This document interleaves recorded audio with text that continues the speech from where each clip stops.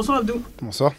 Un mot déjà sur cette rencontre, cette victoire de Buts 1 du Paris Saint-Germain contre le Racing Club de Lens. Ça n'a pas été le match de l'année, mais quand même dans la lutte pour le titre, c'est essentiel maintenant de gagner tous les points qui restent. C'est ça, il n'y a que des finales. Il y a que des finales, et les finales, comme on dit, ça ne se joue pas, ça se gagne.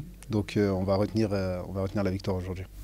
Et justement, qu'est-ce qui a changé même dans l'état d'esprit par rapport à avant, à d'autres matchs où justement à domicile c'était compliqué? On pense au match contre Lille par exemple, où vous aviez perdu. Qu'est-ce qui a changé en cette fin de saison? On l'a vu contre Saint-Etienne et là ce soir, il y a un état d'esprit supplémentaire peut-être maintenant qu'il y a le couteau sous la gorge? Peut-être, après, certes on a eu des déboires à domicile, mais on a aussi gagné des matchs, parfois dans la difficulté. Je pense que ça a plus été des erreurs avant qu'un réel changement aujourd'hui. On sait qu'on a un titre à jouer, on va y aller à fond et puis voilà.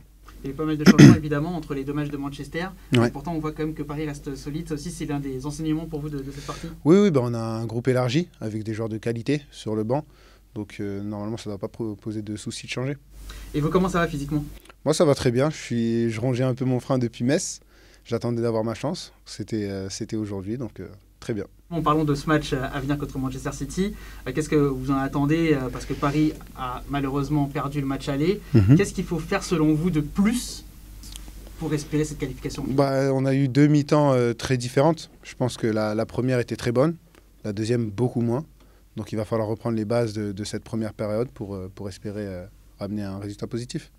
Et pour vous en tout cas c'est vraiment une année assez incroyable entre la Ligue des Champions et aussi la sélection et votre première avec le Sénégal. Effectivement, beaucoup de bonheur.